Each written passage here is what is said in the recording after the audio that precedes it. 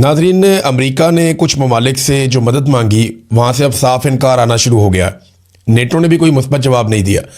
NATO में बहुत सारे ऐसे मुल्क हैं जिनको बराह रास्त डोनाल्ड ट्रंप ने नाम लेकर नहीं पुकारा, लेकिन उन लोगों ने अब जवाब देना शुरू कर दिया। ख़ास तौर पे जापान ने, ऑस्ट्रेलिया ने, इंग्लैंड ने, चीन ने और जर्मनी ने इनकार कर दिया। ये बड़े मुल्क हैं, ताकतवर मुल्क हैं।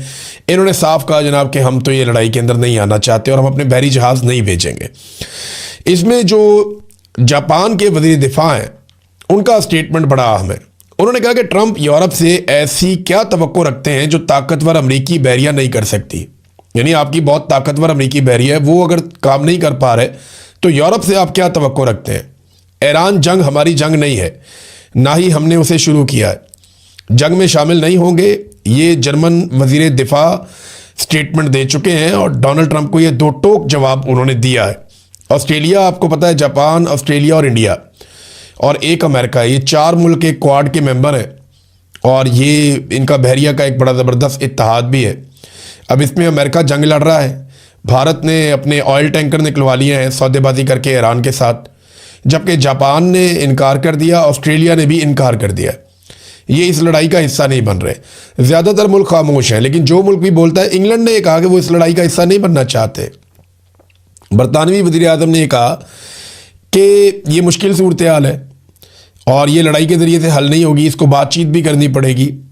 और उन्होंने ये भी कहा कि तेल की कीमतों पे असरअंदाज हो रहा है मामला, महंगाई बढ़ेगी और इस सूरत हाल को हल होना चाहिए, लेकिन ये जंग आसान नहीं है, लड़ाई आसान नहीं है। फिर उन्होंने ये कहा वो इस लड़ाई का हिस्सा नहीं बनना चाहते।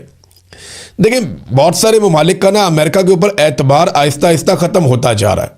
डोनाल्ड ट्रंप एक आलमी किस्म की तन्हाई का शिकार हो रहे हैं जो उनकी सियासी शख्सियत को और उनके किरदार को डैमेज कर रहा है। अमेरिका में उन्हें बहुत बुरी तरह डैमेज हो रहा है। यानी अमेरिकन हमेशा से ये सोचते हैं कि वो दुनिया को लीड कर रहे हैं। जो भी अमेरिकन प्रेसिडेंट कहता है दुनिया पीछे चलना शुरू हो जाती है। लेकिन बड़े लंबे अरसे के बाद, बल्कि तारीख में हम पहली मरतबा देख रहे हैं हालिया तारीख में कि एक अमरीकी सदर है, वो एक फ़ैसला करता है, पूरी दुनिया पीछे से निकल जाती है। तो अमेरिका के अंदर भी इस बात को बहुत मायूसी से देखा जा रहा है कि डोनाल्ड ट्रंप की शख्सियत की वजह से या उनके कारनामों की वजह से आज दुनिया अमेरिका के पीछे खड़ी नहीं हो रही। और ये बात अमेरिकन बहुत माइंड करेंगे। डोनाल्ड ट्रंप पॉलिटिकली बहुत बुरी तरह अमेरिका में डैमेज हुए हैं। अब इसमें पाकिस्तान और भारत जैसे ममालिक वो खामोशी से ईरान के साथ बातचीत करके अपने तेल के टैंकर निकलवा रहे हैं। अभी एक पाकिस्तानी टैंकर निकला तेल का, ये तफसीलात में आपके सामने रख देता हूँ। ये ब्लूमबर्ग की एक ताज़ा रिपोर्ट है और उसमें यह बताया गया कि खाम तेल से लदा हुआ एक ऑयल टैंकर आबनाए हुर्मुज़ को क्रॉस करके पाकिस्तान की तरफ रवाना हो गया। ब्लूमबर्ग ने आज पीर वाले दिन ये रिपोर्ट दी है और उसमें उन्होंने ये कहा कि जहाज़ों की नकलो हरकत को, उसका डाटा जो है उसको नोट किया जा रहा है और पाकिस्तान नेशनल शिपिंग कॉरपोरेशन के ज़ेरे कंट्रोल एक ऑयल टैंकर जिसको कराची जाना है, ये एतवार के रोज़ खतरात से भरपूर इलाकों का सफ़र करते हुए आबनाए हुर्मुज़ को अबूर कर गया। और ये अब जनाब पाकिस्तान के परचम बरदार ये टैंकर जो है ये अब पाकिस्तान की हदूद के अंदर दाखिल हो जाएगा और ये पाकिस्तान को तेल मिल गया। यानी आप अंदाज़ा करें कि पाकिस्तान ने भी ईरान से बात करके अपना तेल मंगवा लिया, भारत ने भी ये कर लिया, बांग्लादेश ने भी ये कर लिया। वियतनाम ने तो इमदाद भिजवा दी ईरान को, उनका तेल भी चला जाएगा। तो ईरान कई ममालिक को तेल के टैंकर ले जाने दे रहा है, लेकिन अमेरिका की मर्जी से नहीं, अपनी मर्जी से। चाइना का तेल लगातार गुजर रहा है आबनाए हुर्मुज़ में से। अब कई यूरोपीय ममालिक भी ईरान के साथ राब्ते कर रहे हैं और वो उनसे कह रहे हैं कि चलें ऑयल आने दें, कंटेनर आने दें, तजारत करने दें। तो ईरान अपनी शराइत के ऊपर ये रास्ते खोल रहा है। यानी आज आबनाए हुर्मुज़ को खुलवाने के लिए दुनिया डोनाल्ड ट्रंप के बेहतरीन हथियारों की तरफ नहीं देख रही। दुनिया डोनाल्ड ट्रंप या अमेरिका की तरफ नहीं देख रही कि आबनाए हुर्मुज़ को खोला जाए, बल्कि दुनिया ईरान के साथ बातचीत कर रही है। ये बहुत बड़ी तब्दीली है। अब ट्रंप की हालत ऐसी है कि उनके बारे में आर्टिफिशियल इंटेलिजेंस वीडियोस बनाई जा रही हैं। अमेरिका के अंदर मजाक उड़ रहा है, पूरी दुनिया में, यूरोप में सोशल मीडिया के ऊपर भरमार है ऐसी वीडियोस की जो आर्टिफिशियल इंटेलिजेंस के जरिए बनाई गई हैं। यानी एक वीडियो में देख रहा था, डोनाल्ड ट्रंप सड़क पर खड़ा है, हाथ में उसने बोर्ड पकड़ा हुआ है जिसमें लिखा हुआ है हेल्प मी ओपन हुर्मुज़, साथ ईरान का झंडा भी बना हुआ है कि मेरी मदद करो, मैंने आबनाए हुर्मुज़ खुलवानी है। और उस सड़क के ऊपर से मुख्तलिफ लीडर्स गाड़ियों में गुजर रहे हैं। पहले दिखाया जरा फ्रांस और बरतानिया के लीडर गुजरे, उन्होंने घास ही नहीं डाली। फिर जनाब जापान और कोरिया के लीडर गुजरे, उन्होंने भी घास नहीं डाली। फिर दिखाया जरा वो गुजर गए वहाँ से रशिया और नॉर्थ कोरिया, उन्होंने तो घास क्या डालनी थी, वो कीचड़ उछाल के चले गए डोनाल्ड ट्रंप पे। और वीडियो के एंड में डोनाल्ड ट्रंप कहता है जी कि why nobody help me to open Hormuz, कि मेरी मदद कोई क्यों नहीं कर रहा। तो डोनाल्ड ट्रंप ना अकेला पड़ना शुरू हो गया आलमी सतह पे। और ये डोनाल्ड ट्रंप को अकेला किया नेतन्याहू ने। ये अमेरिकन मानते हैं, वो बार बार कहते हैं कि हम फंस गए, ये लड़ाई हमारी थी ही नहीं। यहां पे आलमी सतह पे अब एक चीज को सब तस्लीम करना शुरू हो गए। तमाम मीडिया के लोग, तमाम जितने भी तज्जियाकार हैं वो ये बात कर रहे हैं, अमेरिकन सबसे ज़्यादा ये बात कर रहे हैं कि नेतन्याहू ने डोनाल्ड ट्रंप को इस बात का यकीन दिलाया था कि जिस वक्त खामनाई को मार दिया जाएगा, यानी उसने कहा था कि खामनाई को मार दो, बाकी सब आसान हो जाएगा, अवाम खुद ही रजीम तब्दील कर देंगे ईरान के अंदर। ये नेतन्याहू ने डोनाल्ड ट्रंप को यकीन दिलाया था।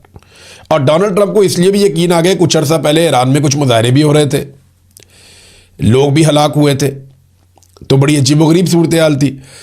तो अब आयतुल्लाह खामनाई को शहीद करने के बाद 3 हफ्ते होने वाले हैं, और इन 3 हफ्तों में आयतुल्लाह खामनाई के बाद जिस ईरान ने बिखरना था, जहाँ पे रजीम तब्दील होना था, जहाँ पे अवाम ने सड़कों पे आ जाना था, वहाँ पे अवाम आयतुल्लाह खामनाई के हक़ में सड़कों पे आ गए।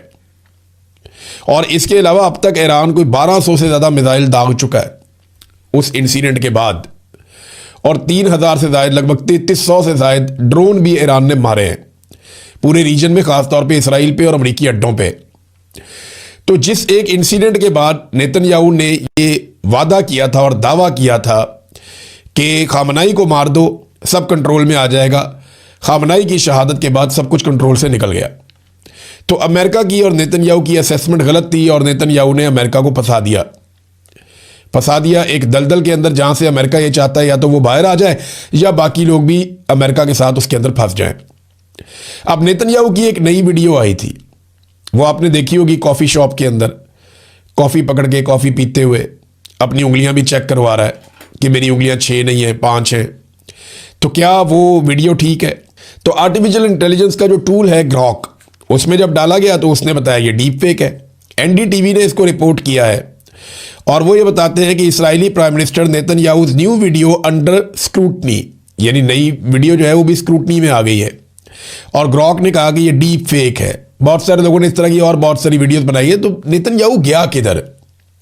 कुछ लोग ये दावा करते हैं कि वो यूरोप के एक मुल्क में छुपा हुआ है, और दावे में ये कहा जाता है कि शायद जर्मनी में कहीं छुपा हुआ है। कुछ लोग ये दावा करते हैं कि वो हवाई जहाज के अंदर ट्रैवल करता रहता है या अमेरिका चला गया है, और कुछ सोर्सेज ये कहते हैं कि वो इसराइल के अंदर ही किसी बड़े खुफिया बंकर के अंदर मौजूद है।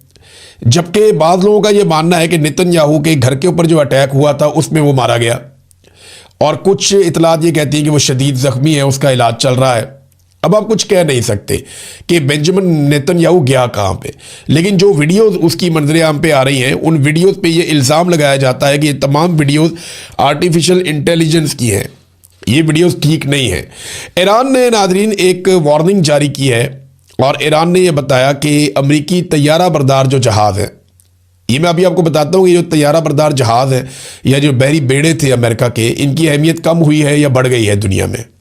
बहुत सारे हथियार ऑब्सलीट हो जाते हैं ना, यानी वो हथियार माजी में बड़े कारआमद थे और आज के दौर में नाकारा हो जाते हैं, क्योंकि उनके मुकाबले में ऐसी चीज़ें बन गई हैं कि जहाँ पे वो हथियार सिर्फ बोझ बनकर रह जाते हैं। तो ईरान ने कहा कि अमरीकी तैयारा बरदार बेड़ा जो है उसको मदद फराहम करने वाली ज़मीनी जितनी भी फैसिलिटीज़ हैं या तनसीबात हैं, उनको अब हम निशाना बनाएंगे। और ये जो तैयारा बरदार बेड़ा है, इसका नाम है USS जेरल्ड आर फोर्ड।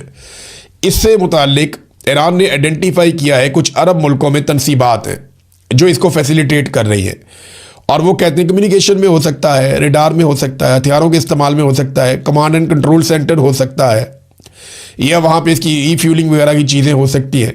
लेकिन जो भी है वो कहते हैं जी हम उसको निशाना बनाएंगे, और पहले से उन्होंने खबरदार किया कि वो ये करने जा रहे हैं। नाज़रीन, ईरानी वज़ीर ख़ारजा ने पाकिस्तान का शुक्रिया अदा किया है, ये इंपॉर्टेंट है। ईरानी वज़ीर ख़ारजा ने पाकिस्तान का शुक्रिया अदा करते हुए क्या कहा, ये मैं आपको पढ़ के सुना देता हूँ। उन्होंने उर्दू में ट्वीट किया, नॉर्मली वो जो ट्वीट करते हैं वो फ़ारसी में करते हैं। उन्होंने कहा ये बाबरकत इलाही और रूहानी दिनों में और घड़ियों में मैं हुकूमत और अवाम पाकिस्तान का तहे दिल से शुक्रिया अदा करता हूँ कि उन्होंने अमेरिका और सेहूनी रजीम की जारहियत के मुकाबले में अवाम और हुकूमत इस्लामी जमहूरिया ईरान के साथ अपनी यकजहती और हमायत का भरपूर इजहार किया। देखिए, ईरान की ये बड़ी कामयाबी है कि अगर इंडिया और पाकिस्तान इस लड़ाई के अंदर ना उतरे, और डोनाल्ड ट्रंप की ये बड़ी कामयाबी होगी कि किसी तरह भी इंडिया और पाकिस्तान इस लड़ाई में उतर जाए।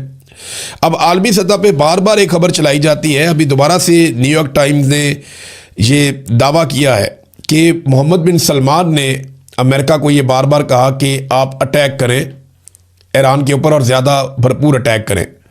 यानी वाइट हाउस के हुकाम के हवाले से न्यूयॉर्क टाइम की रिपोर्ट के मुताबिक सदर ट्रंप जंग के दौरान सऊदी वली अहद मोहम्मद बिन सलमान के साथ बार बार राब्ते में हैं, और कई हुकाम ने न्यूयॉर्क टाइम को बताया कि मोहम्मद बिन सलमान डोनाल्ड ट्रंप पर जोर दे रहे हैं कि वो ईरान पर सख्त हमले जारी रखें।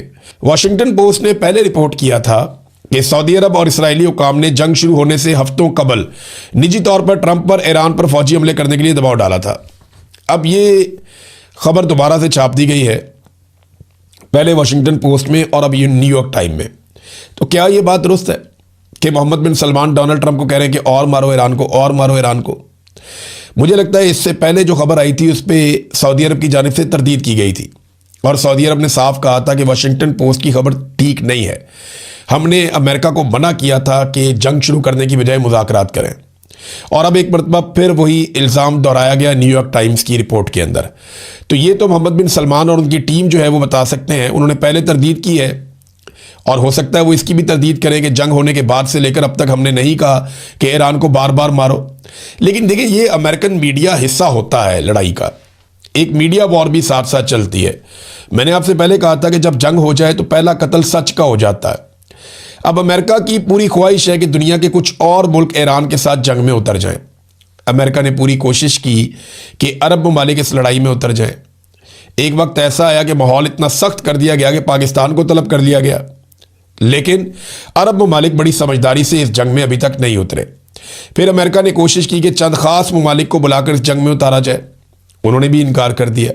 फिर अमेरिका ने नेटो को धमकियां देना शुरू कर दी कि वो इस जंग के उतर जाए। अमेरिका को बाजू चाहिए, बहुत सारी मदद चाहिए कि वो इस जंग में साथ अमेरिका के मिलकर लड़े, ताकि उनकी इखलाकी और एक बर्तरी साबित हो जाए ना कि जनाब अमेरिका नहीं लड़ रहा, पूरी दुनिया की ये लड़ाई है। अमेरिका इसको पूरी दुनिया की लड़ाई बनाना चाहता है, लेकिन पूरी दुनिया इस लड़ाई से गुरेज करना चाहती है। पाकिस्तान ने ईरान से जो मुतालबा किया था ना, जब बातचीत हुई थी ईरानी सदर के साथ शहबाज शरीफ की, तो पाकिस्तान ने एक तो देखे अमेरिका की जो पेशकश है जंगबंदी की वो भी की गई थी, लेकिन वो ईरान ने, आपको पता है उनकी शराइत है, वो ये कहते हैं जनाब 3 शराइत उनकी बड़ी इंपॉर्टेंट है। एक वो कहते हैं हमारे नुकसान का अजाला किया जाए, नंबर 2 वो ये कहते हैं कि हमें हमारे जायज़ हकूक़ दिए जाएं, और नंबर 3 वो ये कहते हैं कि आइंदा के लिए गारंटी दी जाए कि ईरान पे कोई अटैक नहीं होगा। तो पाकिस्तान ने ईरान से जो अहम बात की वो ये है कि सऊदी अरब के ऊपर आप अटैक ना करें, हम उनके साथ एक दिफाई मुआहदे में। तो इस पे ईरान ने कहा जी हम सऊदी अरब के ऊपर बिल्कुल अटैक नहीं करेंगे अगर सऊदी अरब की सरजमीन से हमारे ऊपर अटैक नहीं होगा। तो उसके बाद सऊदी अरब ये कह रहा है कि हम कोई अटैक नहीं होने दे रहे। अब ईरान की जानिब से ये स्टेटमेंट आया बार बार कि हम क्यों सऊदी अरब पर अटैक करेंगे, हमने तो पाकिस्तान को कह दिया था कि सऊदी सरजमीन से हमारे पे अटैक नहीं होगा, तो हम सऊदी अरब पे अटैक नहीं करेंगे। अब ये जो हमले सऊदी अरब में कुछ ऐसी जगहों पे हो रहे हैं जो फौजी तनसीबात नहीं है, वो ईरान कहता है जी हम नहीं कर रहे, वो हमले कोई और कर रहा है। और सऊदी अरब को ईरान ने ये ऑफर किया कि आप इसकी इंक्वायरी करवा लें, आप इसकी तहकीकात करवाएं और पता करें कि ये मिसाइल और बम आ किधर से रहे हैं, हम ये बिल्कुल नहीं मार रहे। ये बात ईरान ने साफ की है। नाज़रीन, डोनाल्ड ट्रंप की वादा खिलाफी के ऊपर एक बड़ी ज़बरदस्त खबर आई है, वो खबर मैं आपके साथ शेयर करता हूँ। ये साबिक CIA एहलकार है लॉरी जॉनसन, ये CIA के साबिक ऑफिसर है। इन्होंने एक बहुत बड़ा दावा कर दिया है और बहुत बड़ा इंकशाफ कर दिया है। इन्होंने कहा कि जब वेनेजुएला के सदर को उठाया गया, मादुरो को वेनेजुएला में से रात के आखिरी पहर में अमेरिकन फोर्सेस गई, उन्होंने जाके उठा लिया, तो वो ऐसे नहीं हुआ था। मादुरो को उठाने में जो मदद की थी वो उसके ड्राइवर ने और जो उसके चंद करीबी गार्ड्स हैं उन्होंने मदद की थी कि अमेरिका इनको उठाकर ले जाए, और उसके बदले में वादा किया गया था कि 50 मिलियन यानी 5 करोड़ अमेरिकी डॉलर दिए जाएंगे। अब ये वाकया जब हो गया, जब ड्राइवर ने भी मदद कर दी और गार्ड्स ने भी मदद कर दी, तो उसके बाद डोनाल्ड ट्रंप और उनकी हुकूमत मुकर गई और उन्होंने किसी किस्म की इनामी रकम नहीं दी। इस बात के ऊपर बड़ा रोला पड़ा हुआ है और लोग इसको ऐसे देख रहे हैं कि अमेरिका ने वादा किया था कि 5 करोड़ अमेरिकी डॉलर्स दिए जाएंगे उन्हें जो मदद करेंगे मादुरो को पकड़वाने में, और जब मदद की ड्राइवर ने और गार्ड्स ने तो उन्हें कोई पैसा नहीं दिया गया। नाज़रीन, अमेरिकी और इस्राएली जंगों की सूरत हाल इस वक्त यह है कि दुनिया के अंदर जो सबसे मकबूल लोग होते हैं वो एक्टर्स होते हैं, फनकार होते हैं, और ये पूरी दुनिया को जोड़ते हैं, इनकी मूवीज़ पूरी दुनिया में जाती है। ये स्पेन के एक बहुत बड़े एक्टर हैं जिन्होंने ऑस्कर अवार्ड भी जीता हुआ है। हायर बर्देन, ये इनका नाम है, हायर बर्देन इनका नाम है। और इन्होंने जब ऑस्कर अवार्ड की तकरीब हो रही थी, भारतीय फनकारा प्रियंका चोपड़ा इनके साथ खड़ी थी, वो ज़रा अनकंफर्टेबल भी हो गई कि ये इन्होंने क्या बात की है। तो ये अपने सीने के ऊपर एक बैज लगाकर आ गए जिस पे लिखा था नो टू वॉर। वहाँ पे एक नारा लगाया ये हायर बर्दम ने, उसने कहा नो टू वॉर और फ्री फलस्तीन। इसके ऊपर पूरा हॉल जो है वो तालियों से और शोर से गूंज उठा। यानी ऑस्कर अवार्ड जहाँ पे सारी दुनिया की जो अदाकारों की क्रीम है वो इकट्ठी होती है, ये 98th अवार्ड्स हैं जो हो रहे हैं, 2 साल के बाद जो 100 हो जाएंगे पूरे, तो वहाँ पे जितना शोर मचा है इसका मतलब ये है कि पूरी दुनिया की जो फनकार बरादरी है या जो लोग प्रोडक्शन की दुनिया में रहते हैं वो सारे इस बात में बिलीव करते हैं कि फ़लस्तीन को आज़ाद किया जाए और जंग बंद की जाए। तो जंग के खिलाफ जो है पूरी दुनिया एक तरफ इकट्ठी हो रही है। नाज़रीन, ईरान की जानिब से एक बड़ा इंटरेस्टिंग स्टेटमेंट भी आया। ईरानी हुकूमत ने यह कहा कि डोनाल्ड ट्रंप 2 हफ्तों में हमें 9 मरतबा शिकस्त दे चुका है। वो बार बार कहता है कि ईरान को शिकस्त हो चुकी है, वो तबाह बर्बाद हो चुका है, और बाद में कहता है कि बाकी दुनिया आए और आकर हमारी मदद करे। यानी अगर ईरान को शिकस्त हो गई है, वो तबाह बर्बाद हो गया है, तो फिर आप आबनाए हुर्मत को खोलें और दुनिया को नॉर्मलाइज करें। फिर आपको नेटो की, दुनिया के ताकतवर ममालिक की, उनकी बैरिया की ज़रूरत क्यों है? देखिए, अमेरिकन जो असलहा है वो अब उतना कारामद नहीं है जितना माजी में था। दुनिया में जंग के अतवार बदल गए हैं, तरीक़ाकार और स्ट्रेटजीज बदल गई हैं, और अब और तरह के हथियार कारामद हैं। ईरान ने इसको साबित किया, इससे पहले अज़रबैजान ने इसको साबित किया। रशिया और यूक्रेन की जो लड़ाई चल रही है उसमें ये बात साबित हो रही है। और ये जो बहरी बेड़े जिनके ऊपर बहुत सारे तैयारे और जंगी तैयारे हुआ करते थे, ये माजी में बहुत ताकतवर होते थे, लेकिन अभी इन्हें कोई खातर में नहीं ला रहा। अमेरिका जिन बेड़ों को डराने के लिए इस्तेमाल करता था, आगे बढ़ाता था, अब उन्हें पीछे हटा रहा है कि ये तबाही ना हो जाए। ये एक बोझ बन गए हैं कि अगर इन्हें कुछ हो गया तो हमारा बहुत बड़ा नुकसान हो जाएगा। बिलियंस ऑफ डॉलर्स इनके अंदर इन्वेस्ट हुए हैं।